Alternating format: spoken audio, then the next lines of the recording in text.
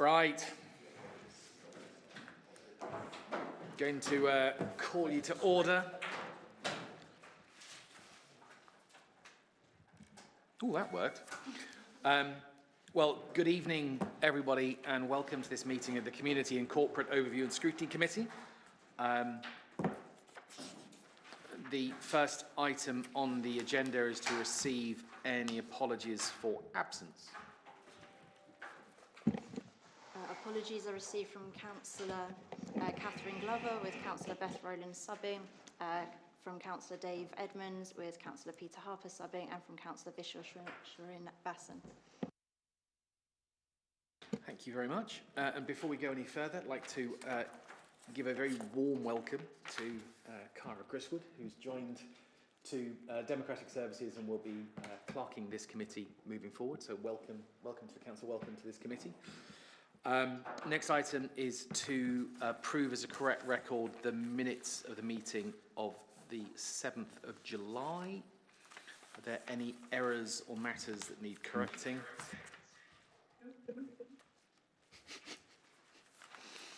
I will take that as...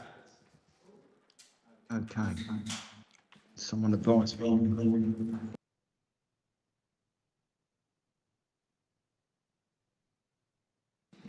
I don't know. Next time it's £10 to the Mayor's Charity, I think. Sorry, any errors or issues to raise in the agenda? If not, can I have a show of hands to approve? Any against? No? Great. Next item is to declare are there any declarations of interest on the agenda item this evening? No, speak now. If any comes up during the meeting, usual rules apply. 26, so next item, public question time. Do we have any questions from the public? No. And then Town and Parish Council question time. Do we have any Town and Parish Council questions? Okay. And then Councillor question time. Do we have any Councillor questions? No. I could probably take all three of those in one go next time. In which case, then, we shall move on to the next item of the agenda and our first of the substantive items of the Community Safety Partnership End-of-Year Report for 2024-2025. Who is going to be leading? Jason. Sorry, I didn't see you online. Welcome, Jason. Good evening, Chair. Hello, councillors. Apologies for Narinda Brar, who would have been here to present today. It's my first day back from leave, so I hadn't appreciated that you would have wanted me to have been in the room. I had to return home this evening, but hopefully I can assist, and if there's anything I can pick up for you outside of the meeting, I'll be happy to do that as well. Would you like me, Chair, just to give a brief sort of outline? Yes, absolutely. Crack on. Okay, thanks, Chair. So hopefully you will have had the benefit of the end of year report. I think it's probably helpful to frame it in the context of where we're going as much as where we've been. So obviously there's 3 years of activity or thereabouts that reflects the existing community safety partnership strategy, the community safety strategy being made up of those responsible authorities, which includes Wokingham Borough Council, but also Thames Valley Police, Fire and Rescue, the NHS and Probation Service.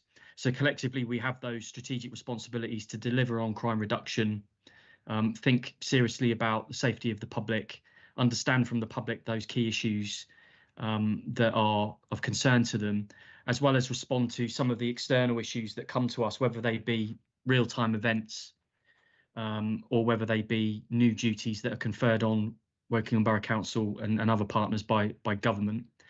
So the context I just wanted to frame it in is there's been a bit of a delay in moving from the existing strategy to what will be the new 3-year strategy. So separate to what I might talk about today, or you might ask for clarification on, there will be a new strategy that's been drafted that will be going out for consultation in the next 6 months period. That strategy will be supported with an action plan, and there will be a consultation that hopefully will help get additional feedback on what the new priorities will be, all of which is influenced by where we've been, what we know has worked well, and what the key issues are in Wokingham. I think the important thing to say, and I'm new to Wokingham, so this is only my 8th week, which is neither here nor there in some respects, but I've come from Reading, I've come from other local authorities where crime is typically quite high. So for Wokingham to be in a position where crime is relatively low. And I don't mean that in the sense of being trite, but I mean in comparison to other areas and comparators to the rest of the South East. That's a really positive position to be in. And I think the Community Safety Partnership will want to emphasise that, in as much as Wokingham is generally a great place to live, a great place to visit. And on the whole, people are mostly safe. That obviously is contradicted at any times by public perceptions. What's important to individuals, what's important to communities may not chime with where we're at. So again, thinking about that future strategy, we have to be making sure that everything we do is influenced by public opinion, large or small, in terms of the emphasis that's put on issues. But nevertheless, that's a strong point we want to make, is Wokingham is doing really well. Overall, crime is falling. So we're in a great space that it would appear that things are going in the right direction. We get into some quite niche conversations, jargon, if you like, so I don't want to do that here. But there are some crime types that we look at in terms of volume. So the greatest makeup of the number, the overall number of crimes in the year, would clearly seem to be shoplifting, which chimes with where the public is at in terms of what they see, what they read about, what they hear about. Certainly what I imagine councillors hear a lot about, and you will see in the communities you represent. It's on an onward trajectory of going up, which we think reflects some positive action that's being taken, particularly by Thames Valley Police. What we're monitoring is when that plateaus and then comes down, that action has really changed the opportunity to go into retail spaces and steal items that I know the media presents in a way that suggests that there's a lot of lawlessness in retail space, but there is a lot of positive action going on. Serious violence, although it's coming down overall, it accounts for quite high volume. So serious violence and sexual offences, so violence and sexual offences. But again, what is defined by a serious violence offence isn't necessarily what's typically in the mind's eye. So knife crime, an assault outside a pub. It can also include things like drink spiking, which, believe it or not, is counted as a weapons-related offence. So there's a lot of nuance within this. So again, it's really important that the CSP focuses on clear explanation for what things are, and that we're curious.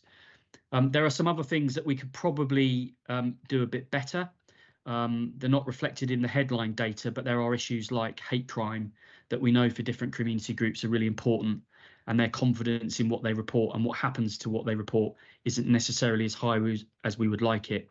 And then there are some other things that very small increases appear to create quite a large increase in the offence numbers. So the number of robbery offences, for example, has gone up by 63% in a year, but actually the overall number is quite low, from 36 to 69. Not too high for anybody who's been a victim of robbery, clearly.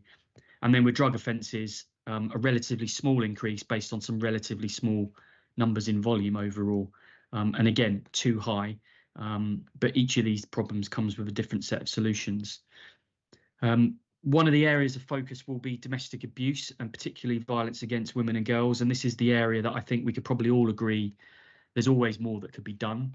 And some of the issues that sit within that continuum of risk, so everything up to domestic abuse as experienced by victims within a domestic setting, through to on-street violence or harassment, also includes things like unhealthy and harmful relationships that can manifest at primary school, in secondary school, online harm that increasingly is a big risk factor that we need to be thinking about, and frankly, those people that are inclined to be abusive and harass not just women and girls, but mostly women and girls. There are men and boys as well. We acknowledge that. But they are always one step ahead of us with some of the technologies and the new ways of communicating. So there's a lot of work to be done, and there will be a lot more work to be done in that space in the coming years, thinking about that, particularly involving insights of children, young people, students who've got quite a sophisticated insight to the online world that maybe we might say we didn't grow up with. So it's quite difficult for us to conceptualize that reality. Serious violence is obviously an important feature of what we do as a community safety partnership. All of us have a serious violence duty. So we reflect on the years that have gone by, and we can see that overall reduction. With a new government, we have a focus now to be thinking about serious violence in the context of children under 18.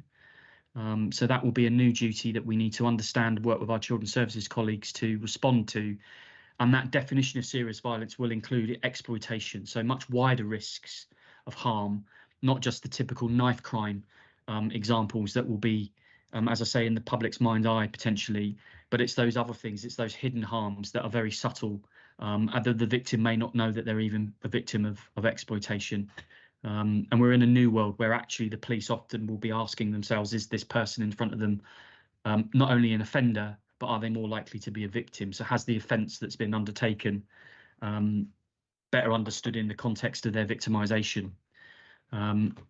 There's a lot more I could say. Youth justice sits within a slight sidebar. So although the CSP is interested in youth justice has its own governance arrangements that mean that there's really strong multi-partnership input to how we work with children that come to harm or can offend, and lots of really great ideas and insights that have developed over the past few years around the risks of exclusion from school, the impact of positive parenting or not, some of the influences I've mentioned online, but there are some other influences that go on. County lines is the thing that's often mentioned. Although it is a risk in the area, I think it would be fair to say, and I'm saying this with my fingers crossed, I hope you don't mind, the context of county lines in the sort of the West of Berkshire area is much more about a local market rather than an external market, that traditional sense of offenders sending children to an area to sell drugs or commit offences. There's a lot of activity within the West Berkshire area, probably more in Reading, which is where I've come from, that these things happen. So we're really mindful about some of those influences, not to be complacent, to make sure we've got really robust safeguarding processes in place, that the responses are timely, that prevention is the key, that where we've got an opportunity to involve ourselves with a child and family to provide that support, divert them from that activity. That's the main mission. That's the public health approach, understanding the cause, but understanding the cause of the cause. So if a child ever were to pick up a knife, actually, what's the context of them doing that? What's the fear factor that generated that? And how do we address that fear factor? Is it something about how we communicate things? Is it something about drawing attention to things that children never knew about? There's so many ways of working that the CSP has been looking at in the background to really get to a point that overall crime has fallen. Antisocial behaviour, I'll just finish on that. So antisocial behaviour is one of these moving targets. It's a moving target in as much as the definitions of ASB can be different. It's different in terms of what we as a council might define antisocial behaviour and what our response will be, different to what the police will define antisocial behaviour to be, and then of course what the public perceive to be antisocial behaviour doesn't necessarily align with all of those things. So again, lots of work to make sure that our responses are really responsive and appropriate. Woking Borough Council can be really proud of the investments it's made in staff in different teams, whether it be within housing, within the community safety area, to deal with these things. But there are also other things that we do, such as licensing, trading standards, that will address some of those things in those particular contexts, as well as things that cross departments. Car meets is a classic one that we've had to deal with in the Woking Borough at places like Thames Valley Park, Mere Oak, where we've needed to look at not just policing, not just enforcement, but we've had to look at the environment which might encourage or enable car meets to take place. So I'll stop there for a minute, see if there's any points of clarification or questions I can respond to. Thank you. Thank you for that. Peter, your hand is up first. Thank you, Chair. The number in the violence column is rather large, which is a little bit disturbing, but there's kind of no breakdown. So obviously later on there's a discussion about violence against women and girls, but it's difficult to understand, you know, what proportion of that sits within the violence and sexual offences section. So I think it would be helpful if we could perhaps have a breakdown within that section to talk about, so we understand the scale of the issue in terms of violence. I looked through the report and I couldn't see anything that kind of was clearly showing numbers. Thank you, Councillor. It's a real challenge for us as a partnership, and not just in Wokingham, but partnerships generally. The data we have is quite vanilla. So you will see things like violence and sexual offences, but within that, for example, will be domestic abuse. So actually having the sophistication to break that down in the way you've requested, we're trying to do some of that. But what we lack is analytical capacity to actually do that for us. And there's a number of problems within the way data is recorded. So primarily police data. I don't think it's any great secret, and I don't think the police would mind me saying, but the way things are recorded is really difficult to break down in terms of age profiles, gender, ethnicity. Even locations can be problematic. If an offender's been brought into Loddon Valley, for example, an offence might be recorded as that location, but it might have taken place somewhere else. So we recognise in the new strategy that there's more to do to actually build an analytical product that is a little bit more sophisticated and not only provides you with that information in a setting such as we are now, but actually, if you had a question as part of business as usual, we could look at that for you and very quickly run those numbers, because what we think, thinking about the public, they're rightly going to want to know, well, in my area, what's happening. So it's fine. Let's take shoplifting as an example. Shoplifting, it's fine to see what might be happening across the whole of Wokingham, but where in Wokingham is that most impactful? What's the context? Where might we put all of our resources? Violence is a very different issue. Where might I feel safe? Where might I feel less safe? And how do we manage that in ways that we don't want to jeopardise that really strong positive reputation?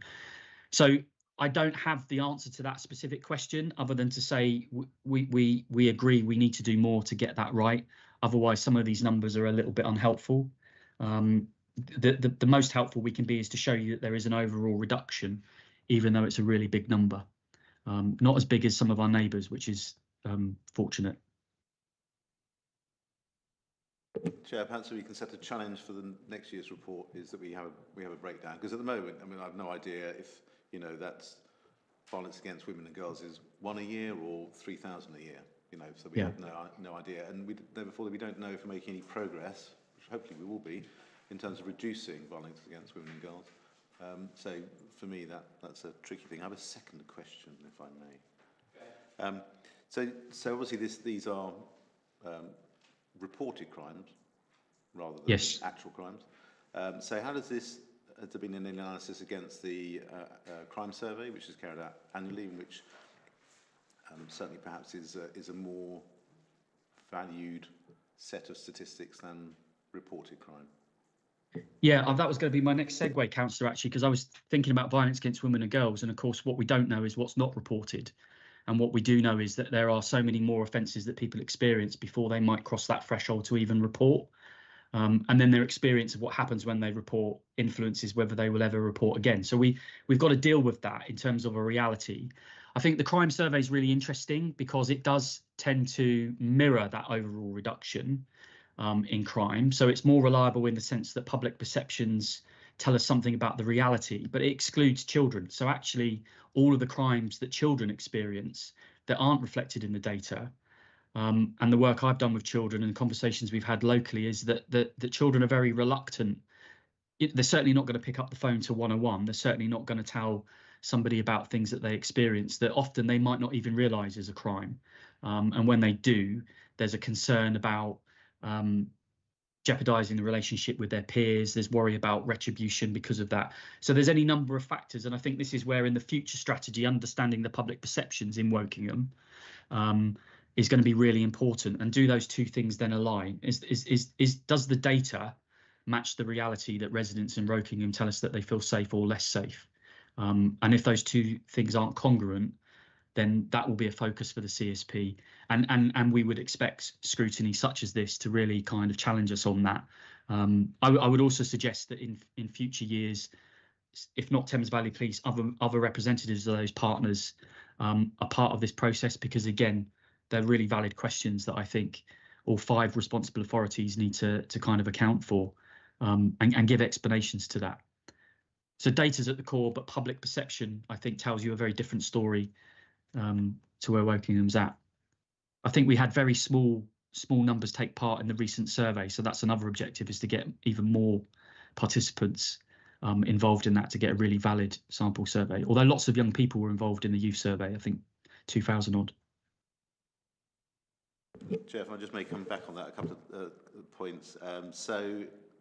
The crime survey states that police recorded crime does not tend to be a good indicator of general trends in crime. So that's their statement, they believe is.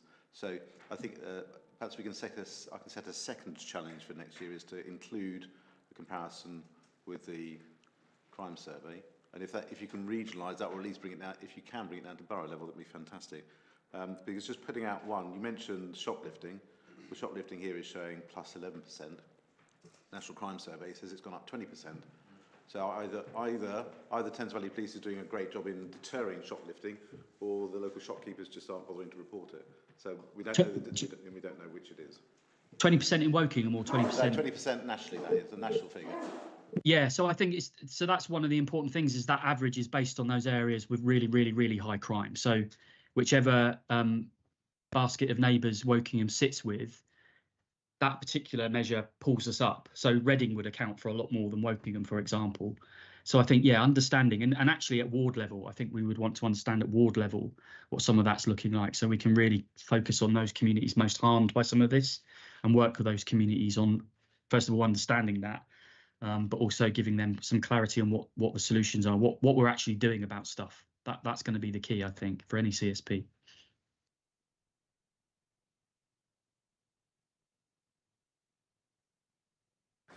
Pauline, then Mary-Louise. Thank you. I was going to make the same point about violence against women and girls, because you've got it as one of your priorities, but you don't actually know what the level of the problem is and whether it should be a priority or not, because there's no data. So that's something obviously we need to dig into. Did I hear you say that the shoplifting increase you think is possibly because the Police and Crime Commission has actually done something to help shops report it and encourage reporting and encourage people to do something about it? That was one question. The second question was, what is the difference between robbery, theft from a person, and violence? They all sound remarkably overlapping to me. So if you've got somebody that gets coshed over the head and his phone nicked, does that count as violence? Does it count as robbery, or does it count as theft of a person? Or is it triple counted? Well, and yes, so therein is the rub. It could count as both serious violence and robbery. I mean, robbery generally tends to be theft from the person with menaces, so use of a weapon or threats to cause harm. Whereas a pickpocket that just lifts something out of someone's pocket, it would be theft. I think the violence against women and girls point is really, really important, because actually, where do we draw the line in terms of, first of all, what do we define as violence against women and girls, and how do we prioritise all the issues that come out of that? So if I just take sexual violence as one topic, finding the space to focus on that operationally, strategically and politically is a massive undertaking in and of itself. Domestic abuse, likewise. And so we've got to figure out in our mind's eye, well, in Wokingham, what are the key issues that we can work on really well? I think working with schools, we can work really well to kind of think about discouraging some of those unhelpful and unhealthy behaviours that children are encouraged to kind of think about, usually by online harm, but some of the stuff in media, as well as how do we give people confidence for some of the low volume stuff. And rape is a great example, where low volume in terms of the number of offences reported, high impact in terms of the harm caused personally, but confidence is really low. So in the criminal justice system, confidence is really low. So I think we will want to see through some of our operational work and some of our strategic work a little bit more focus on, well, what are the outcomes for perpetrators of these crimes, not just victims. Actually, what work are we doing other than arresting and convicting and putting people in prison, but actually for those in the community, what's the work that we're doing? Is it effective or not? In terms of shoplifting, I didn't quite say the Police and Crime Commissioner. I said Thames Valley Police. So effective operations that I know Thames Valley Police have led will account for some of the activity. I think there is a lot of relationship building that can be done and is being done with retailers. Not all retailers help themselves, actually. So there's a bit of a shorthand that there's no point calling the police because nothing will happen. But often the police don't know something happened, so they're not in a position that they can deploy resources. So where those relationships have been worked on really hard, and together we've looked at how is your shop set up? What are the risk factors that mean they are more likely to be a victim of shoplifting? What are the mitigations that they can put into effect themselves? A classic is there are some, I won't name them, but there are some bakeries that are very famous for having lots of items in the shop front that people just come in, they take it, they run. A really simple solution is to not have those items in the shop front if they could be behind the counter some way, but easier said than done. There is the DIS scheme that the PCC has invested in, and we think that is making a material difference in terms of those shops' capacity to liaise directly with the police. I think there's more to be done. I'm interested in exploring what business partnerships we have in Wokingham actually in terms of crime reduction, both to give them a bit of a space to kind of air some frustrations and grievances, if you like, about how the criminal justice system does or does not support them, but then to move on to how do we work together to create a really great, vibrant sort of retail economy and other spaces. The nighttime economy is another example where it's not necessarily shoplifting, but violence against women and girls can take place in venues such as pubs. So how do we work with those venues to create safety, implement schemes like Ask for Angela, implement schemes like the DIS scheme, look at town safe radio schemes? But all of these options, they come with a funding need that we'd have to think about. The use of CCTV, how do we deploy that in a really constructive way, whilst helping people understand that the use of CCTV doesn't always mean there's someone watching the camera. Yeah, I think we do need to get better data on to split this violence and sexual offences up. And also, when I thought at the beginning that you might be able to split the data up, it would be interesting to know how many repeat offenders there are. So, and also, I'm interested in how much. So one person repeatedly doing something that might end up as domestic violence can really swing these figures when they're relatively low. Yeah, absolutely. And I think that sort of information about repeat offences. Did I hear you right, where you said that one offence could be under more than one category and would be multi-counted or not? Did I misunderstand you? No, you're absolutely right. So a robbery offence could count as one or more things. It depends on the context, because often in a police intervention there are multiple offences that have occurred, and how the police record that and how the police deal with that sometimes is about what's the best opportunity to secure a conviction, and work will go on with the CPS about that. And then offence categories change. So what might have come in as a robbery might be downgraded. So the data is a moving target, which is one of the problems of we have to decide when we're going to look at the data to give a more or less realistic picture. But there are margins of error in as much as old offences might be swept up and investigations closed. Offence categories might change. But that's all the stuff in the background. So it would be useful probably to have information about victims as opposed to offences.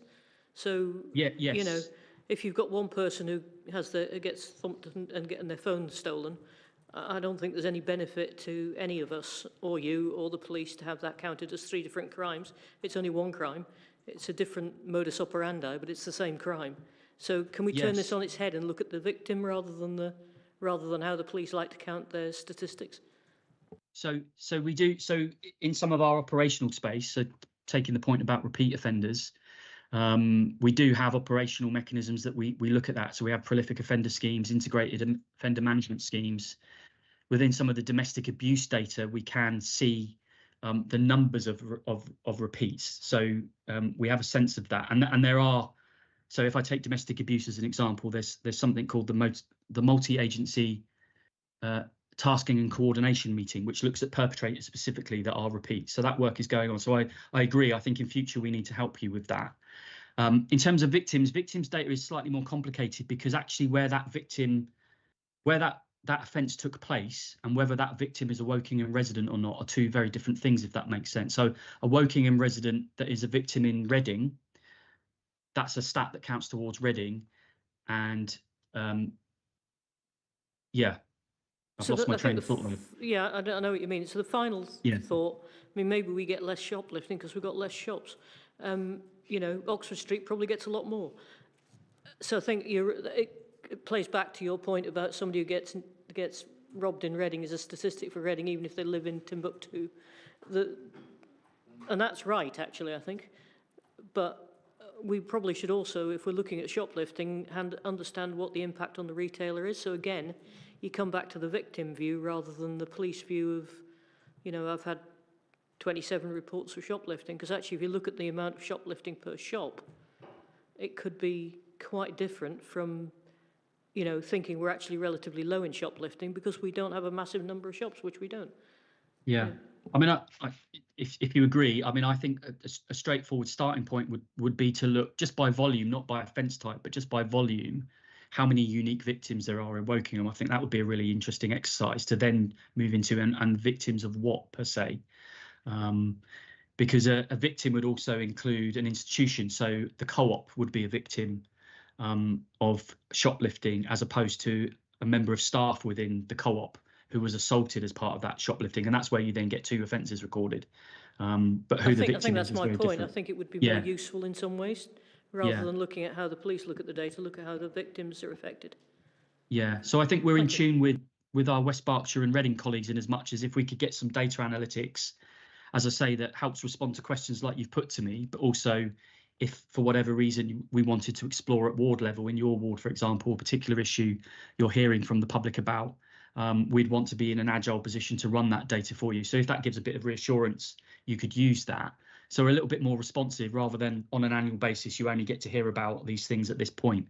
There's a little bit more of, not reactive, that's the wrong word, but supportive in terms of the conversations that you as councillors will have, as well as other partners. I think that's where we want to be. Mary-Louise. Absolutely. No, it's on a wobbly table. Thank you. And I think we've all seen sort of we know that the value of community safety partnerships is in the hyper-local knowledge that they generate, and therefore the responses that they're able to generate. And we've all talked about sort of like the need for, I note that that there isn't currently in the budget, or there doesn't seem to be room for a crime data analyst, whether that is a staff person or whether that's a consultancy or a partnership with Reading University that would enable us to develop, a more hyper-local understanding of the situation. So the first is, if we want this data in a usable form, how are we going to, how are we going to get that data? Also, I noticed that there wasn't much about how the knowledge that you gather at the community level, how that is used to design the interventions. Because with, this again is the strength, this is the point of community safety partnerships, that because you know what the situation is on the ground, you're able to respond to it. And so that's, something again for next presentations, or to think about how could the data be presented in such a way that it was usable by the designers of interventions. In regard to shoplifting, again, this is sort of, it's about knowing what the situation is on the ground, whether it is, we know that in some cases it's repeat offenders. We've heard a lot about organised crime, organised shoplifting, but that, can cover a multitude of things happening. And again, if we want to design, interventions that are suitable to where we are, we need to know much more about how they are. Also, I would add, in terms of a plea in terms of engaging with businesses, because we know that several, for example, supermarkets have cut their loss prevention budget. Yeah, and that has, unsurprisingly, linked with a rise in shoplifting. And I know that in some supermarkets, there is now a policy that if you want to have a security guard on the door, for example, you have to have one less person on the floor. And that is something which is obviously going to affect the way that shoplifting, takes place and is understood. And in terms of how it's understood, a lot of people, talk about shoplifting, again, to me and to, I'm sure, other colleagues, as if it were this kind of, lawless invasion and a sign of sort of like broken Britain and so on. What do you think we should be doing in terms of addressing, rather than just responding to public perception of crime? I know this is a big thing, but, how can we use what we know to sort of like get people engaged with understanding what the situation vis-a-vis crime actually is? Yeah, Lots to unpack there, so you might have to prompt me. In terms of the data, I should mention that we're exploring with our data colleagues within WBC how we could build a more robust data product. So that is able to kind of harvest data from different systems and present that in a way such as we've talked about. Data always poses more questions than answers, but actually those questions are kind of what we're talking about. In terms of the data analytics, I think we would be looking for a more longer term solution than a consultant or kind of a one-off hit, because what we tend to do is we get someone in, they look at it, they present things, and then we're not able to do that again. So I think we're looking for a more sustainable solution with our neighbouring local authorities who have in common Thames Valley Police, Thames Valley Probation and so on. So there's something to be said about that. The other thing about retail is I think we forget sometimes we talk about shoplifting, but probably those impacted the greatest are those small independent retailers that don't have the economies of scale to pay for solutions. So there are some big supermarkets of late that I've been into where you can't leave the store without scanning your receipt in a machine that then opens a gate. So they're able to afford that kind of solution. Whereas a small independent retailer is never going to be able to afford that. So I think we need to kind of look at how do we share the good practice? How do we share the experience? How do we work with those small retailers to enable change that isn't going to come with great cost? That's a big challenge. It's a really big challenge. There were so many other things in your questions that I've probably overlooked a few things. I don't know if you wanted to prompt me. Sorry, Councillor.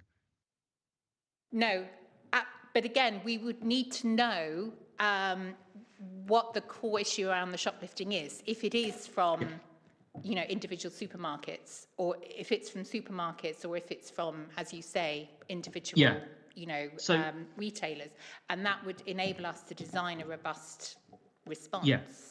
Yeah. So I think a business partnership is something that I want to explore in terms of space to problem solve those things and understand how solutions that we know work could be achieved. The DIS scheme is an example of a very practical resource that's available to some retailers.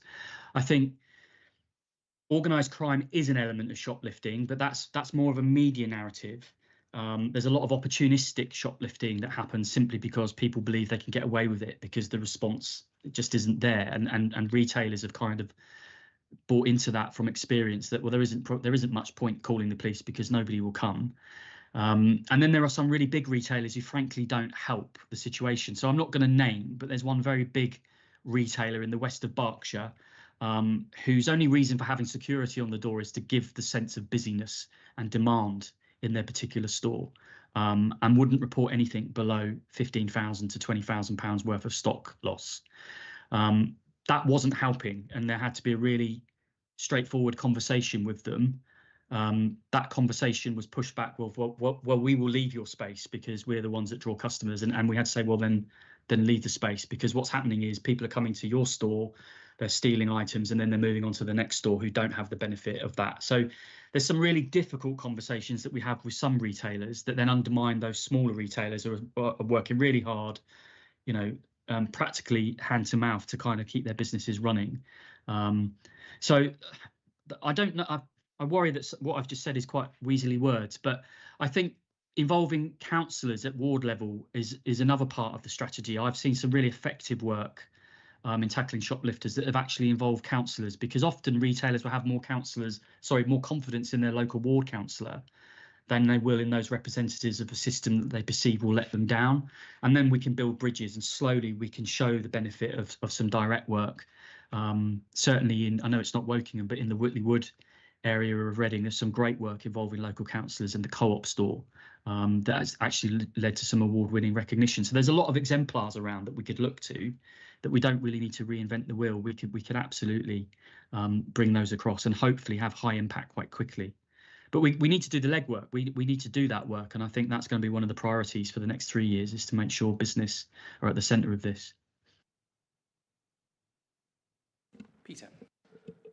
Chair, I'm a bit concerned about some of the language here, which to me smacks of victim blaming.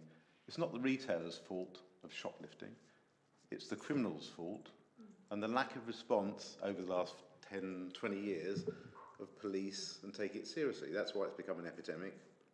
It's seen as a low-risk occupation for some criminals, and that's why it's also turned into something that's a bit more organised. We shouldn't be blaming the shops. We should be asking the police to respond. We should be encouraging shops to report thefts and ask the police to respond to those allegations and actually arrest people and take them through the criminal justice system. So I think if we were doing the same about violence against women, you'd be quite rightly angry about the language. Yeah, I understand the point, and I'm happy to take that challenge. But I don't think it would be irresponsible of me as a community safety manager to pretend that there aren't stores that aren't helping, because that that's a conversation we have with Thames Valley Police quite a lot, in terms of there's this narrative presented that nothing is happening, but actually no report was ever made. And understanding why that is, I think, is the first step, isn't it, in terms of, well, why would you call the police if nothing's going to happen, if nothing like you've described will happen? But actually, there's some really good examples of practice that I think, as a CSP, what we want to do is, rather than focusing on the deficits, let's focus on what's worked, put that in front of people as a stakeholder network, and say, well, how can we apply some of that learning at both a small and a large scale? I think one of the councillor colleagues was quite right to sort of suggest that there are probably areas of Wokingham that are more prone to experiencing shoplifting, just because there's lots of shops in those spaces. And I think that is as true of Wokingham as anywhere else. But that example I gave was about a big corporate beast that was refusing to engage in crime prevention, was refusing to work with the police on solving the problem of shoplifting. So if that came across as victim blaming, I didn't mean it to sound like that. I just wanted to give you some context that there are two sides to the fence that we're having to balance as a community safety partnership, often in closed door meetings that people won't hear about. That's why I was careful not to name that particular retail outlet. That wouldn't be fair.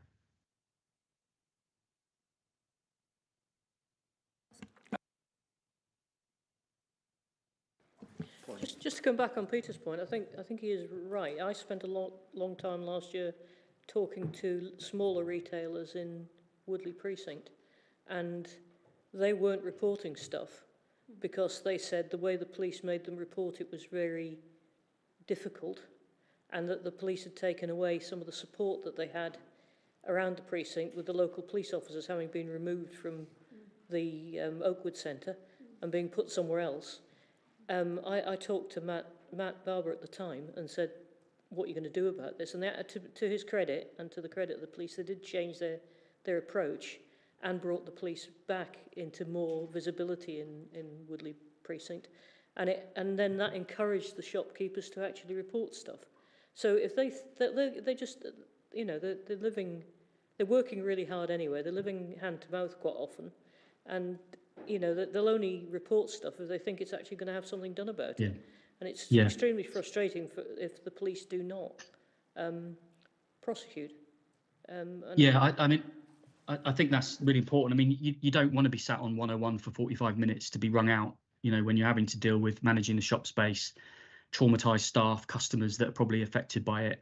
And there are some systemic issues. A recent example I was aware of was CCTV that could be provided couldn't be downloaded digitally, so therefore wasn't being received by the police to act on that CCTV. A huge frustration for that retailer who's invested in that facility to be able to prevent crime, but the police weren't able to receive it.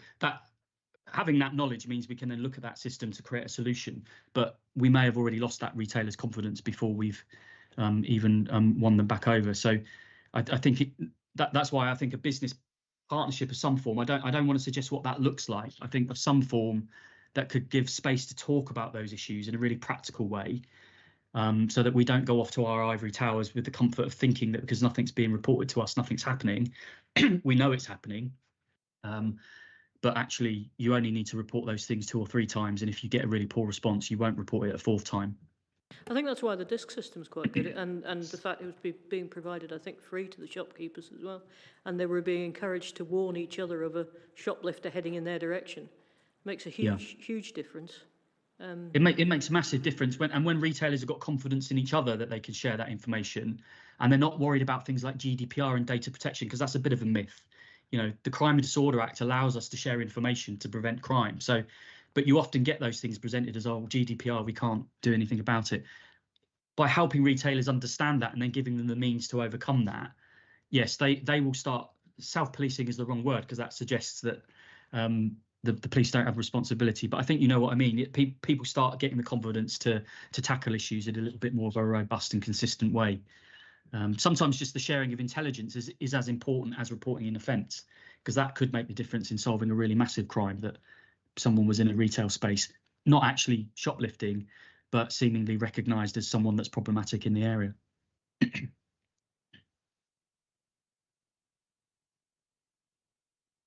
Anything? Oh, Caroline, sorry. Sorry, this is a continuation of shoplifting. With the increase of shoplifting, have you had an increase with violence at the same time towards people in the shop when trying to stop shoplifting?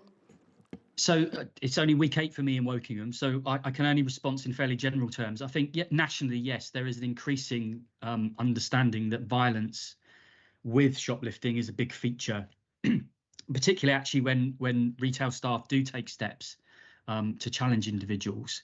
And I think it feeds into that sort of doom loop of, well, if I try and do something and then nothing happens, the offender learns that actually they can just go back and target a space.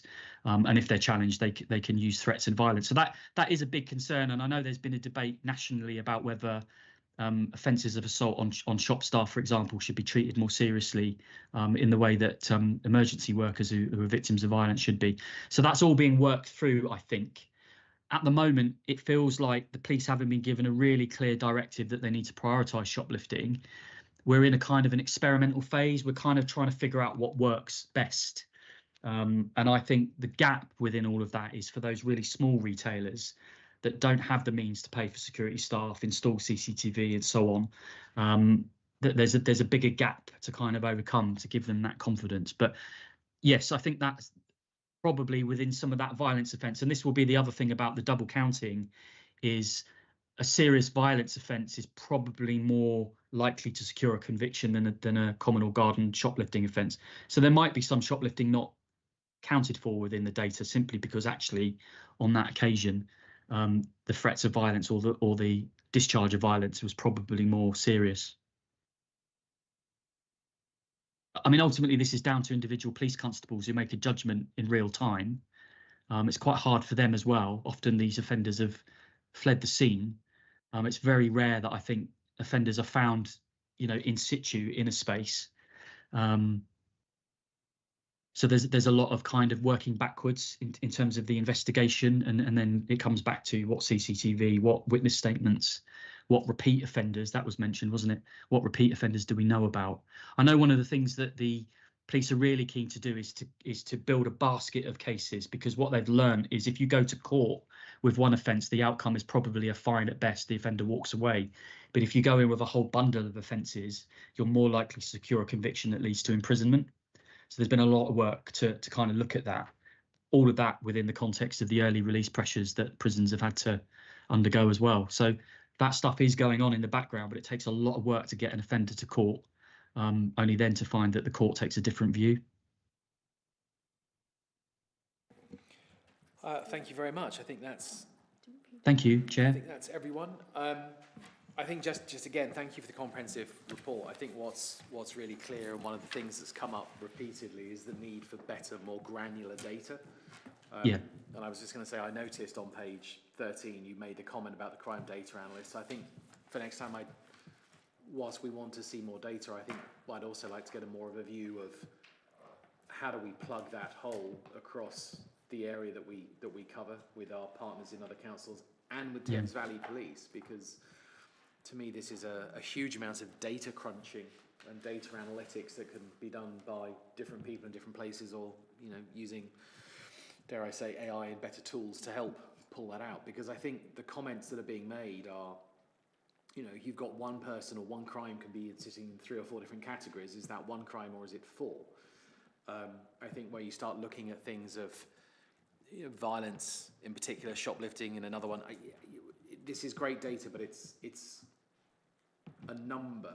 And I think what I'd like to see, I think what we'd all like to see next time is more data that sits behind it, especially at the ward level. So I think capturing all of the comments that people have made, I'm just making sure I've got all of those. I think it's really, we need to find a way across the Berkshire councils involved in the partnership to look at how, with Thames Valley Police, we can get access to better, more meaningful data that actually helps us to make better decisions and more data.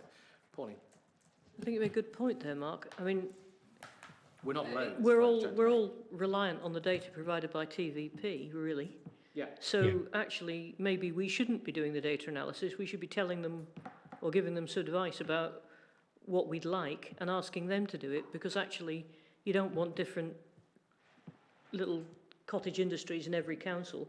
You want one consistent set of data that actually means something. Strikes me at the moment that it's too police focused. Yes. And not, it seems to be almost more focused on the police workload than it is on the victims. Yeah. And I think they need to be measuring it both from the workload point of view, because that is valid, but also from the victim point of view. And I think it would be much better if they did it once and did it centrally than us trying to do our version of it and somebody else trying to do a different version, because you'll end up with nonsense if you're not careful. I think just before I go to Mary Louise, I think the point also on that is there's more granularity of the data that comes out. So, you know, it is about one person's responsible for one offence, but it's 5 different offences, and it's one victim that's got 5 different things. And I think the comments about downgrading and upgrading of crimes, I think there's more work that needs to be done in that, Jason, about how we can get Thames Valley Police to stop reporting it just in their own statistical view that suits them, and actually gives meaningful analytics and data to councils, because we're the ones, although they're the ones responsible for crime, we're the ones, when we're talking to residents about them. I think the shoplifting one is a particularly interesting one as well. Mary Louise, and then we'll wrap up. Yes, sorry, just from experience in terms of how crime data historically has been generated, these problems have come up again and again, and they are, you know, they're structural to the nature of the police. So there have been attempts over the last 100 years, basically, to generate what you're talking about, which is why we might think about looking at something locally to respond to the kind, because anything that a police force has to do has to have like a national dimension, because they have to be comparable across national, across the boundaries. So the reason for doing something hyper local is it can respond to the situation here. You know, we're not going to solve it here, but I think that there is, I don't want to sort of go back to the police and say, we want these, people have been asking for this kind of information for the last 50, 100 years, and they haven't got it for a reason. I think my point was more that we need the root data, and the only people who can give us the data is actually the police. You can't do it. You can't. I mean, you can't generate data here because they're the owners and the custodians of the data. Yeah. And the first rule of data analysis is you always look to the source. You don't start fiddling around with it at the back end, otherwise you end up with a complete mess. Yeah, and I mean, I wanted to end, Chair, with an offer if I can, but just to pick up on that point, and the quality of that data is problematic if key features like ethnicity, gender, locations aren't recorded. Colleagues, you might be aware of something called the Berkshire Data Observatory, which is a public health maintained public's data system, and it does have the ability to be able to produce data at ward level.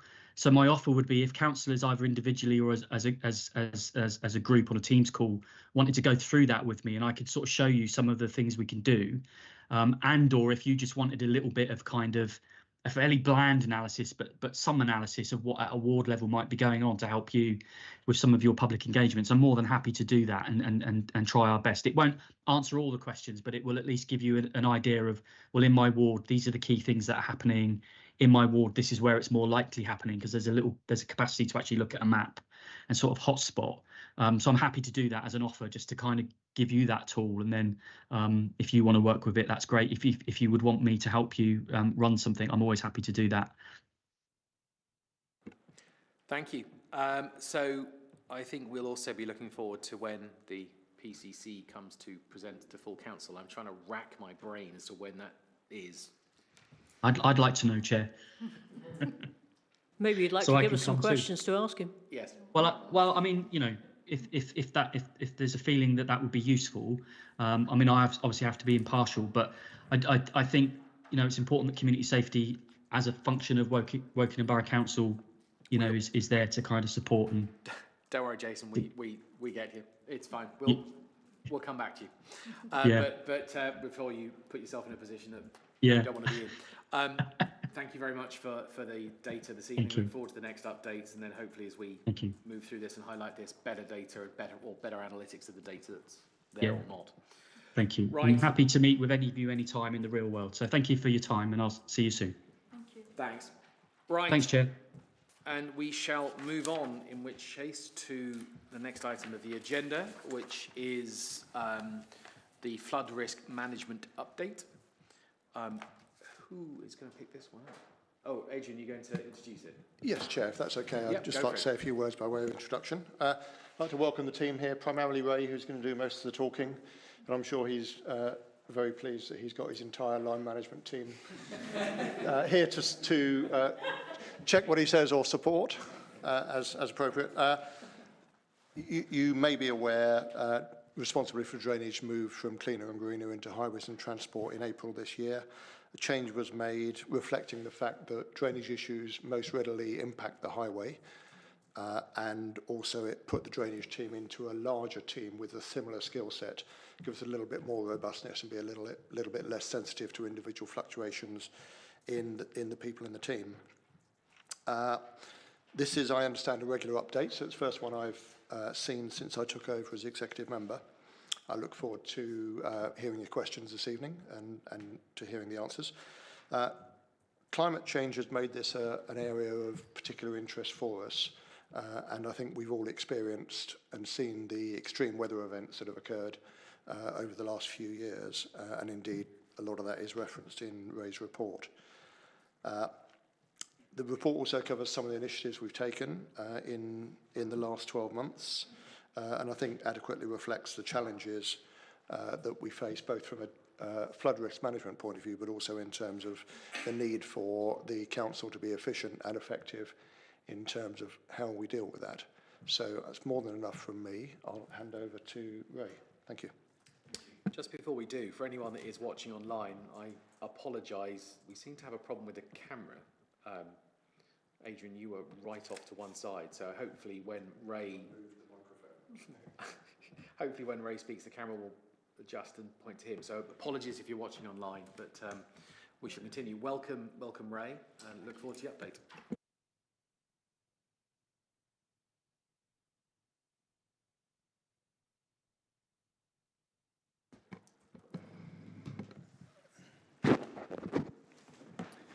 Yes, thank you, Chair. Good evening, committee members.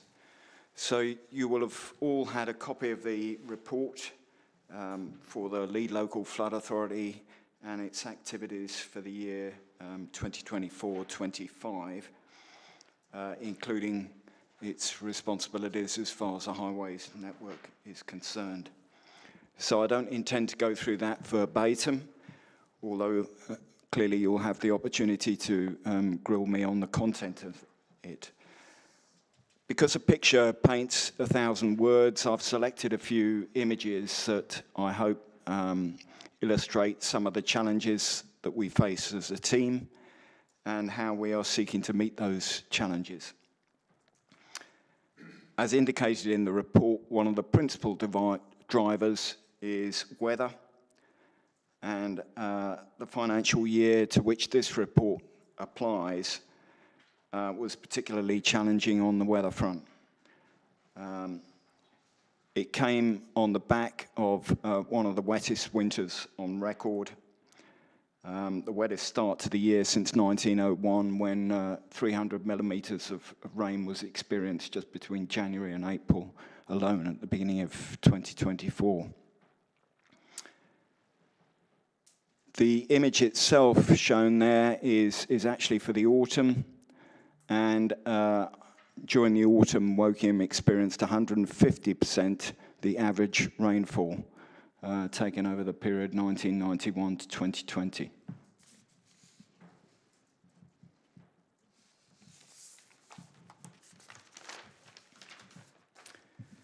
So resources for us as a team are crucial. And as has already been mentioned, we transferred over from blue and green infrastructure into highways and transport.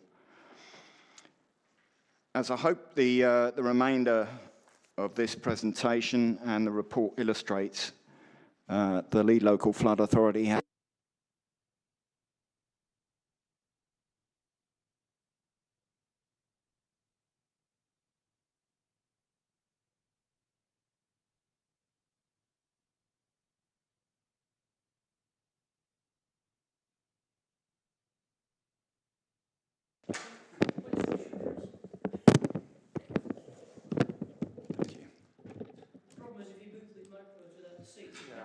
It seems to be permanently on now. Ray, I don't want to say you've broken it, but, you know, and your line manages it, it's not a good look. Keep going on that one. That's working. okay, you can all hear me on this. Yes, so we've got a small but dedicated team. I should point out that the on the right-hand side of the main team, the principal flood risk and drainage engineers, the 2 grade 9s, don't get involved at all with the day-to-day maintenance of the highways network. Their remit is to respond under the statutory consultation arrangements under the Flood and Water Management Act. So they respond to planning applications, review all the major planning applications, and recently I've also passed over responsibility for processing of ordinary watercourse consents. I am actually getting one of the team members involved with some of our project work as well to spread the load a little more. Since the end of the year, we've been able to achieve significantly more than hitherto. For much of this particular period, financial year 24-24, 24-25, we were short-staffed. That was because of changes in personnel, and being fully staffed makes a huge difference to us as a team. Critical to the functioning of the team, you'll see that there's a specialist asset management post and a GIS technician. I'm an absolute evangelist as far as GIS is concerned. You need effective georeference data to be able to manage assets, and that crucial role that's currently provided by contract support has enabled us to approach the management of the highways network far more intelligently.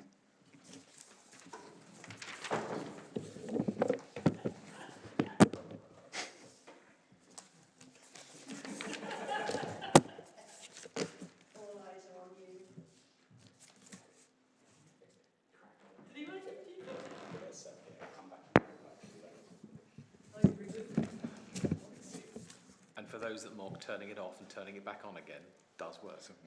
Turn that one off and turn that one, run on that one. Ray, you're doing a great job. Thank you. So this graph tells a story. It shows the expenditure on planned versus reactive maintenance. So the planned maintenance is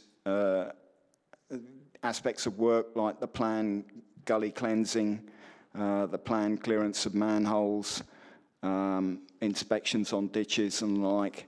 The reactive is when residents or other members of the public choose to file an inquiry saying this particular location is flooded, what you're going to do about it. And really the key message here is you can see that between 2022 and 2024, there was a significant reduction in planned maintenance and an almost commensurate response in terms of the number of inquiries that we were having to deal with. And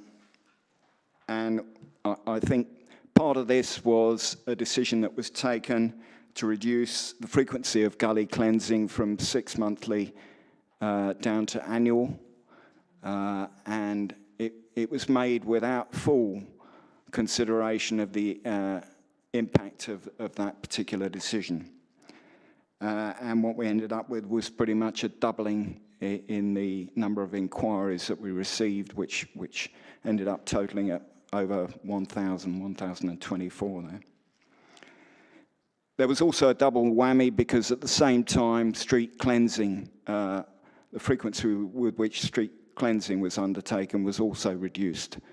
If you don't clear the leaves from the gutters, then that prevents the drainage working effectively, and if you don't clear the gully pots, then that just compounds things.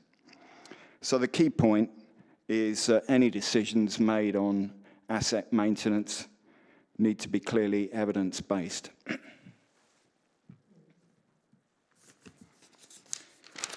That segues nicely into this slide. Mentioned in the report was an approach that we undertook. We commissioned an investigation in autumn 2023 to look at shifting from a cyclical approach to gully cleansing to a risk-based approach. And that was done by some consultants who were extremely effective in terms of the analysis that they've undertaken for us. This shows kind of the end result of it, which was finally produced in November 2024. So the kind of red dots within the borough are the highest risk gullies, which based on a whole raft of criteria are the ones that we reckon are going to silt up most quickly. And then there's an amber set that have lower risk and a green set which have the lowest risk. And we've effectively moved over at the start of this current financial year from the cyclical, which was one gully gets cleaned once a year, irrespective of where it is throughout the borough. We've moved to a risk-based system, which is a little more expensive. It's costing us about 13,000 more than the previous setup, but I would suggest will serve us much better.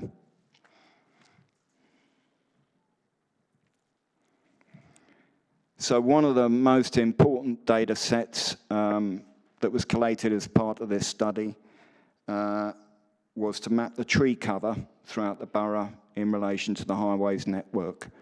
And this shows you it here. And the photograph, actually, there's one I took. It's of Eversley Road, which probably, for any familiar with the amount of flooding that we had on Eversley Road over the winter months, that flooding that extended across most of Eversley Road there was solely down to leaf cover blocking the gully. And as soon as we lifted the gully cover, it just sucked down like a whirlpool, which I guess underpins my point that we need to focus on planned maintenance in order to be able to maintain the drainage network effectively. I'm happy to report that as a result of the work that we've done and this work in relation to canopy cover, tree cover over highways, street cleansing are now focusing on a whole series of roads that we've identified to undertake street cleansing for the autumn leaf fall, both during October and during November.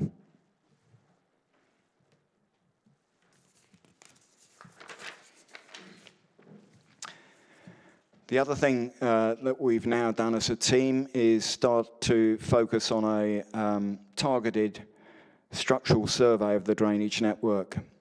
If you'd have asked me when I arrived at Woking, I'd have placed about 30% accuracy on our data in terms of what we had mapped of the drainage network.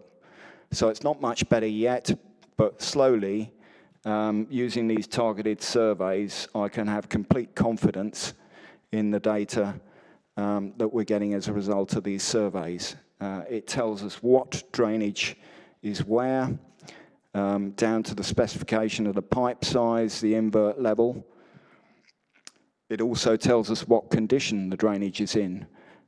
So if it's got 90% silt ingress or root ingress, we're able to know exactly where that is and how to tackle it. And similarly, where our friends in City Fibre or one of the other cable companies has punched right through the drainage, it identifies where that's occurred. So as a consequence of that, we're progressing a number of capital repair works throughout the borough. The plan is to undertake that as a kind of rolling program, which will take a number of years. We can't talk about doing it in sort of 1 year or anything like that, because there's an awful lot of drainage that's in a degraded condition. Just illustrating why it's so important. I mean, this is Star Lane Crossing. For those of you familiar with Star Lane Crossing, that's just an accident, potentially a fatality awaiting to happen. We've now surveyed that. We've addressed some of the key issues there. There are still some outstanding issues to be addressed, but at least I can sleep a little easier at night. And this is just an example of kind of the output. So on this particular map, it shows where the roots are in the system, where there's intruding connections, and behind each of those nodes is all the data about pipe size and invert level, etc.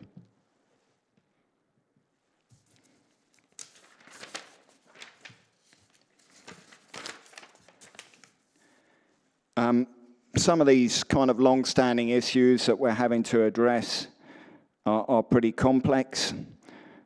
This shows an aerial view of Palmerston Road, and this situation has been ongoing for a number of years, but effectively there was a highway drain, or there is a highway drain that was pretty much orphaned. It was supposed to be discharging into a ditch, which was between the gardens of Church Lane and Palmerston Road and Oldfield Close. It's where that white dotted line is shown. That's long since existed as a realistic ditch, and therefore the highway drainage was simply discharging into the back gardens of the properties of Palmerston Road. During winter 2023, there were 3 power outages at separate properties because of flooding in the cellar. So what we've now done is we've now connected that pipe in Oldfield Close through the rear garden of number 19 Palmerston Road, through his driveway and down into the positive system in Palmerston Road.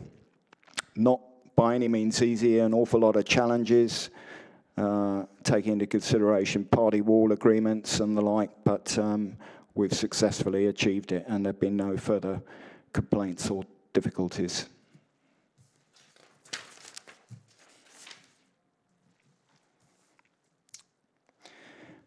One of the other drivers for our work is where highways drainage is contributing to internal property flooding. This particular property is in the west of the borough. They've had internal flooding right throughout the downstairs twice in 12 months. And a contributory cause of that is the problems with the highway drainage. Once again, it's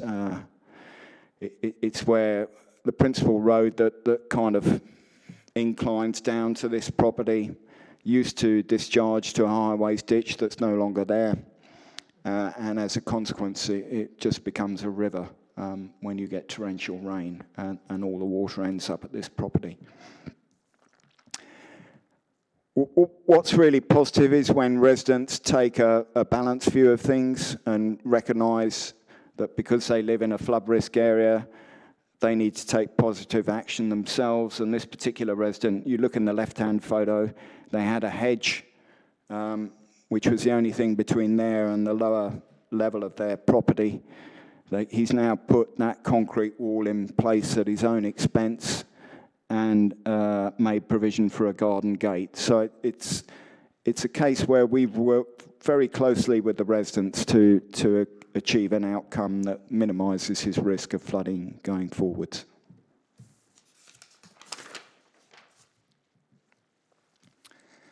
Finally, as a lead local flood authority, we've been engaged with a number of drainage projects, land drainage projects, to reduce flood risk. We've just successfully completed a natural flood management project at Risley, which is one which I inherited from my predecessor. At times, it was a real tough one to be able to see through, mainly because of trying to get agreements with Wellington Estate in terms of how it progressed, but we got there in the end. We're also pursuing, we have also successfully worked with St Crispin School on a flood alleviation project at the school site, and we've got another project in progress for King George V's playing fields and other projects under consideration elsewhere in the borough. That completes my formal sort of presentation. I just ask or recommend that you're asked to review the report and make the ongoing and note the ongoing work in relation to the flood risk reduction and management of highway drainage within the borough. Thank you.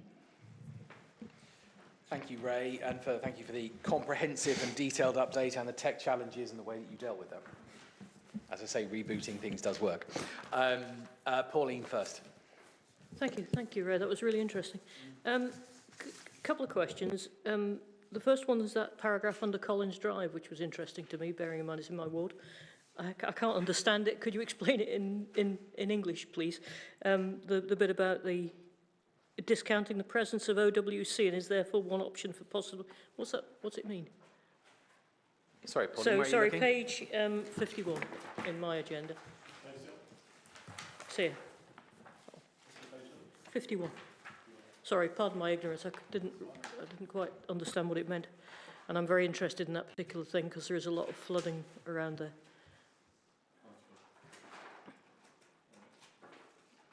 There's a history of people's gardens and drives and garages being flooded.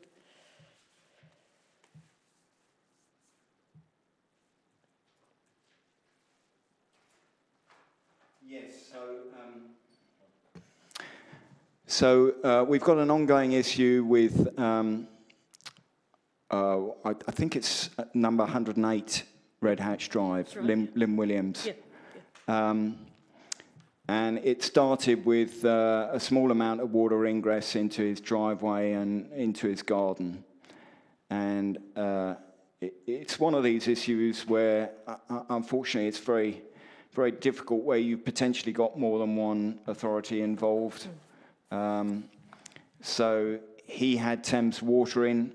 Thames Water undertook tests to check for potable water indicators, in particular chlorination indicators, and Thames Water concluded no, it wasn't. The water wasn't coming from them. I took that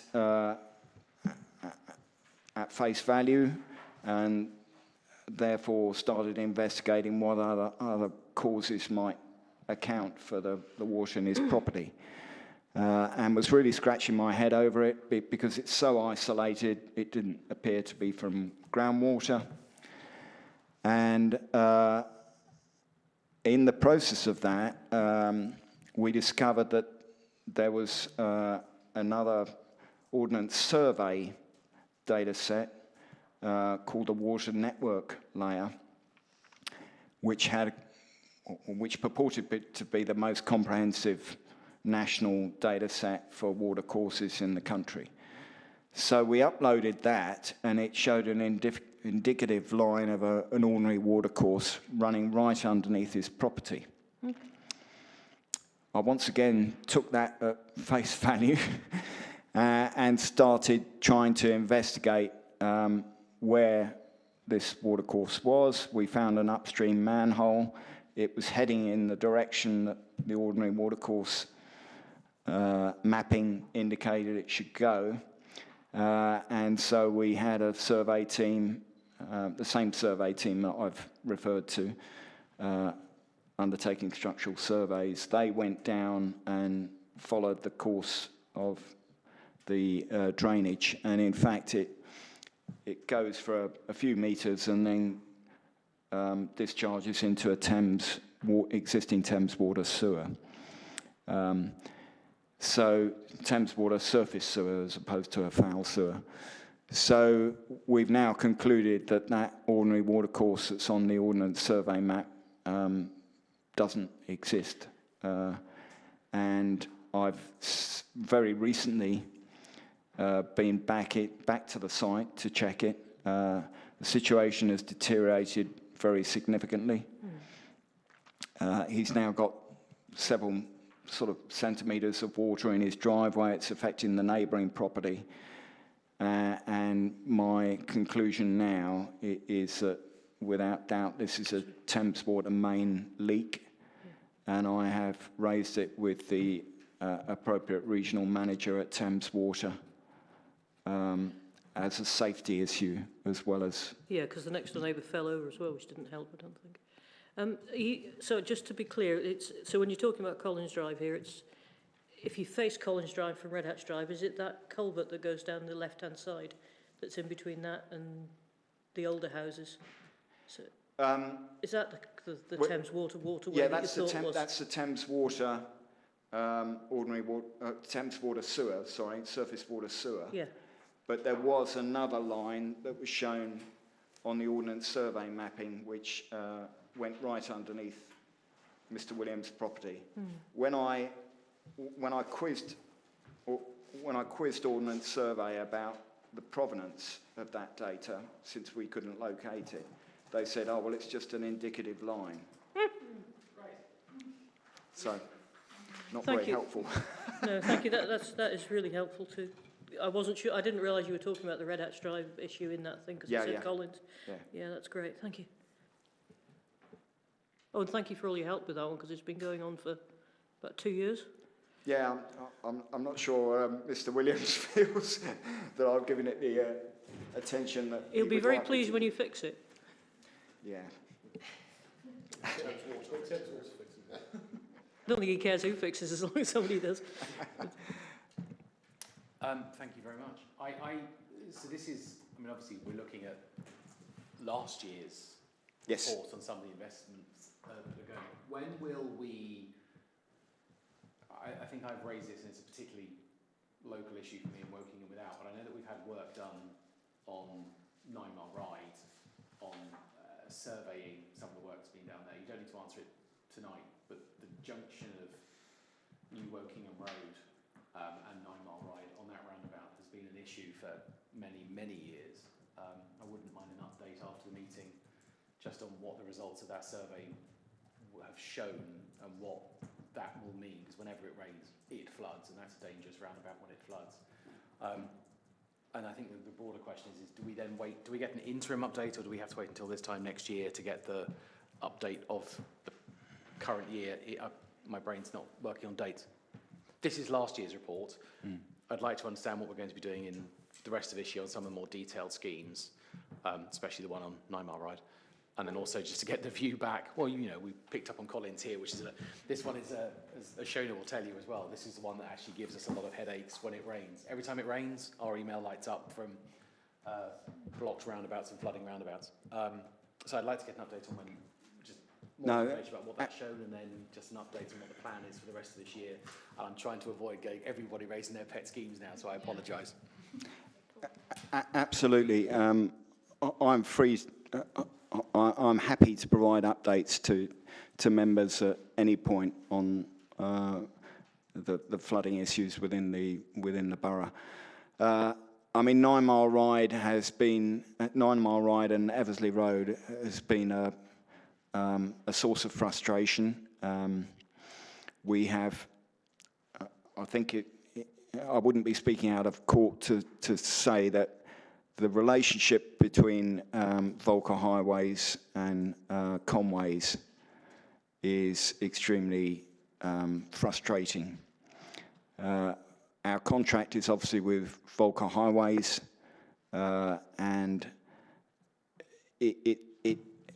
there is a tendency on their part that if they've forwarded work to FM Conways, it's now FM Conway to deal with, and that has caused no small amount of sort of frustration and non-delivery in terms of works that we're trying to progress. So on the civil side, Volkers are doing a good job with the repairs. I have no problems with that side of the work. It's on the on this relationship with FM Conways. And the fact is, it should be seamless as far as I'm concerned, but it isn't currently. I've raised it repeatedly at service meetings, and we keep receiving promises that the situation's going to be improved, but it hasn't as yet. Sorry, Pauline. You just reminded me of something, Mark. This isn't a little personal project. I was going to ask you about the, because it says here in progress for Lower Early Way and Gypsy Lane and Middle Lane, and I wasn't sure what actually was in progress, but then that occurred to me that actually when Mark started speaking about flooded roundabouts, I wonder if you could give us an update on the Loddon Bridge roundabout as well and the flooding there. There was at one point a plan to try and raise it, but it was going to be very expensive, and I just don't know what's happened since. Sorry, Loddon Bridge. Loddon Bridge roundabout. You know, the one by the Showcase Cinema that floods all the time. Okay. If I'd have been presented plans as a lead local flood authority 20 years ago, I'd have said never build a roundabout here or a road system. The problem that you've got there is fluvial flooding, and the highway system discharges to the Loddon. So if the Loddon's in flood and flood levels are higher, you're never going to be able to discharge water from the highway there. And that's just a fact of historic planning decisions. So there was a plan at one point, which Chris might remember, to change the height of that Loddon Bridge roundabout to potentially mean that it was above the height of the floods, because at the moment the water comes back out of the drains and floods the roundabout. There was a thought that that roundabout could be raised. I know it was going to be very expensive, and I just wonder if that's still a thought or whether that's gone into the too difficult category. It was before you, but it, yeah. It's it was something Steve Potts, former engineer, was involved with. I don't know whether Fran then picked that up. It's not a current project, and I suspect we would have issues with the EA over trying to raise it, but that's not to say you couldn't do it, but you'd have to evidence some compensation somewhere. But as Ray's indicated, fluvial. It would be good to get an update on what the plans are for that, because at the moment you're planning to put you're not the council is planning to put 3,900 hours or whatever it is worth of traffic from Holt Farm straight onto Lower Early Way, and at the moment when that roundabout floods, the whole place gridlocks, and it does flood reasonably regularly during the winter, and there is no way out. You're relying on that for the way out of an entire SDL. So as part of the mitigation of the traffic input of the impact of the SDL, would there be an opportunity to do something about the escape routes from that SDL that meant that you could actually get out when it was wet? At the moment, it is quite a serious problem when it floods, as everybody here knows.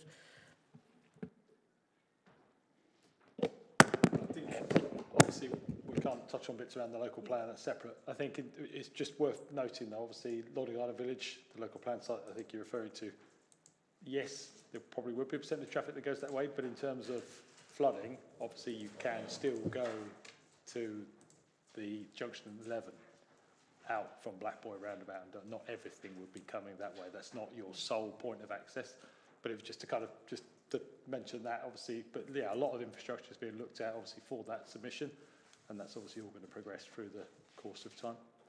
Yeah, it's maybe a plea to make sure that we size it for, if this does go ahead, which I'm not particularly keen on at the moment, but anyway, but if it does go ahead in the local plan, then we size it so that we can cope with that roundabout, and you can actually get in and out of the SDL and the rest of the borough without that roundabout if we're not planning to do anything about it. I think we need to take that question away and give you a proper answer. Thank you, Adrian. I think, yeah. Great. Well, thank you very much for that. Thank you, Ray, for the detailed one. And presumably we did go after the utilities company that cut through one of our drains with their lovely fibre cable for restoration costs. I mean, it's fairly damning to go, there's the pipe, you cut it, there's the evidence. We certainly do go after them. We probably haven't reached the stage where we've gone specifically for that particular one that I illustrated. But there is a process there to go back to Streetworks and that they basically contact the appropriate utility provider.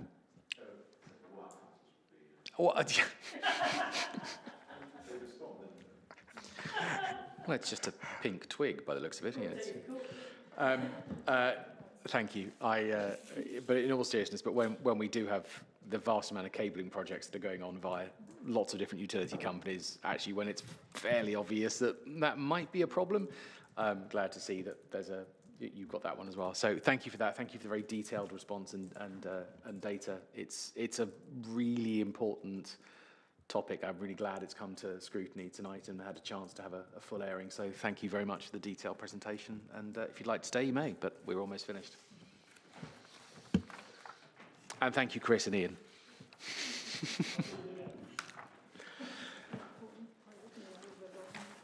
Right. Moving on, last two items on the agenda. Agenda 31 is the programme of activity for the next couple of meetings. And just to remind us, this is the quieter one for a while. Thanks, chaps. And then for the next couple of meetings, this committee will go into its really busy period where we have the start of the budget process. November is probably the busiest, I think. There's a couple of items which have slipped from previous ones. I noticed Gray's Farm is back on the agenda, having slipped again, so it's now on the 4th of November. So I'm very much hoping that one doesn't slip again. So just as a warning to everyone, that the next few meetings are long as we go through all of the items on what will be a particularly hard budget for us to set this year. Any questions or anything else on this? Pauline? Given the consultation on local government funding and the horrors that's got in it, I'm just wondering if the shape of this agenda's front-loaded enough, and that it's the same as it always is. You know, let's have a look at the possible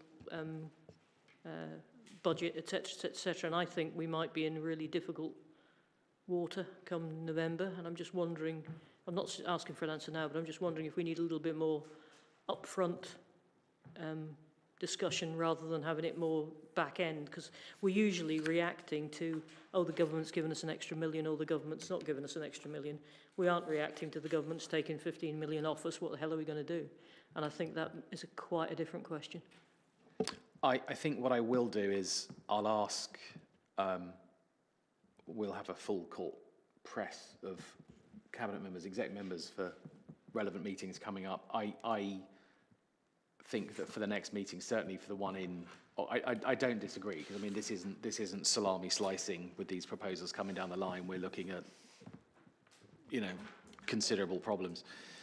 I'm confident in our officers and the work they're doing on it and our cabinet to put this together. But I think there will need to be more discussion and presentation about what this means, especially as I think all groups have now had their presentations over the last couple of weeks, or a couple of weeks ago, I should say. So is it a month ago already? God.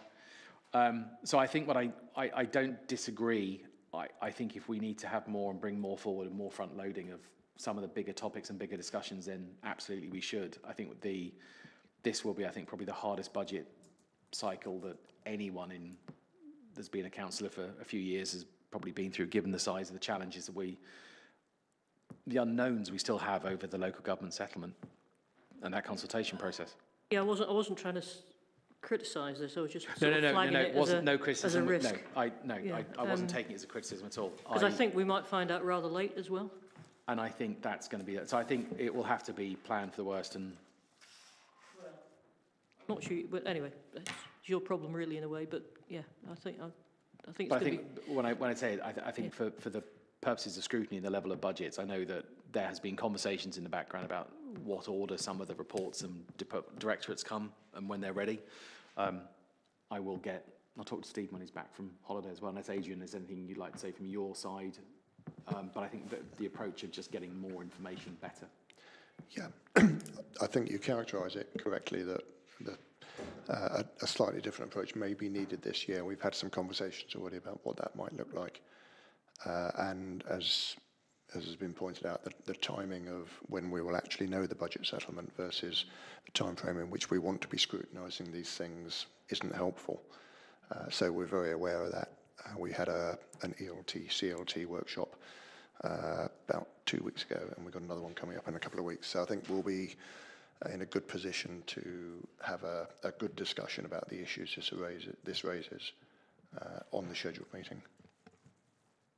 I think the other point I've also said is there may well be a need for additional meetings when dates and figures and final settlements and everything else are known. I think when we look at this, the consolidated position is due on the 21st. Sorry, the meeting to discuss the consolidated view is the 21st of January. My gut feeling will probably be we'll need to plan for an extra meeting or two, maybe. But once we get through the next couple of weeks, I think we'll know for sure. And then we'll start circulating dates to try and poll for dates to try and squeeze that into what's going to be a packed agenda already. It's probably the most important thing we're doing now. So. Yeah, absolutely. Other things can probably move. Yeah, and actually again, that's a comment I've made, that if there are things that can move to allow for longer time and more scrutiny rather than having 3 or 4 hour long meetings where we've got other things, if there are things that can move, we should move them. I think we've done the same thing looking at items, and we need to do more work in it to go, is there stuff that comes to this committee that could be moved to others, especially on climate emergency. So I think there's a few things around that about being a pragmatic approach, but I think we'll have to prepare for extra meetings if necessary in the busy period of December and January, especially when we get those key dates in. But I know the committee will rise to that challenge. I think also the budget might mean some of these strategies are not worth looking at anyway because we won't be doing it. So, you know, if we're not going to be doing it, there's no point in writing the strategy. I think it's again, it's one of those. It is a valid point because until we know the scale of this, and I know colleagues in other councils are having exactly the same conversations with their scrutiny meetings as well. Different approaches probably needed, but also some fleetness of foot in moving things around on agendas, moving things off agendas and pushing things out may well be needed. But I think over the next week or two, as we get to that first meeting, I think Stephen is at the meeting of the 6th for sure, I believe. Yeah, 6th. Yes, 6th. Sorry, I'm reading the wrong page. We'll have more of a plan and more of a view from there, and then we can plan accordingly.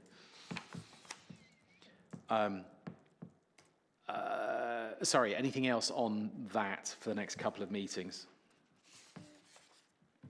Which takes us really through till March. If not, move on.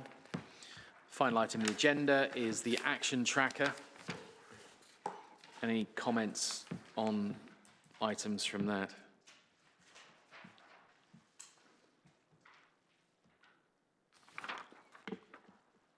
I think we probably, just as an observation, we can probably start at some point when we get through this year, start moving stuff off that's completed from some time ago.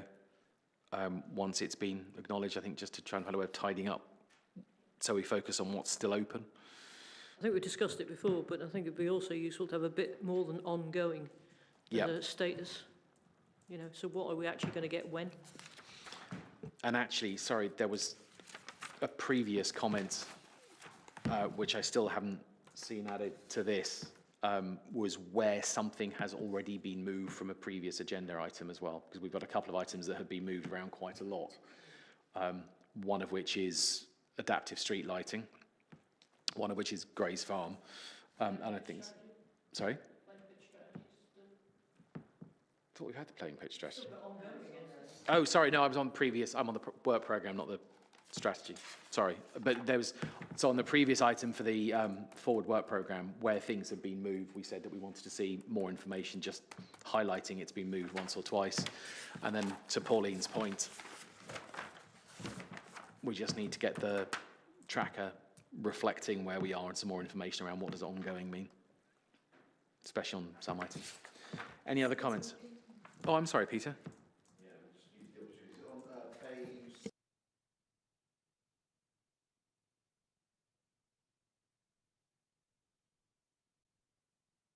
My apologies, Chair. Page 62, action tracker says California Crossroads, consider stage 4 safety audit, date TBC. Is that date TBC for the consideration, or is there going to be a stage 4 safety audit? I think that's the date it's coming for the date it's coming to us for the consideration. I think the audit's programmed in at 1 year, but I'll defer for an action update. June, I guess. I might be able to answer that now. So the stage 4 safety audit we are going to conduct, and I believe it's October. This year, indeed, yeah. I'm not sure why it was on the on the actions from May in that format, but yeah, the tracker needs review. The tracker needs reviewing and looking at tidying up, because it doesn't. I don't think it was May when we looked at this. Could have been earlier, but also just when that's going to come back and which committee will put that into. It's on there, Chair, because it was raised at that meeting. Oh, it was raised at that meeting. By someone asked for that to come forward in due course, and that's why it's on there. Apologies, thank you. Anything else? No, great. Okay, in which case, meeting closed. Thank you very much.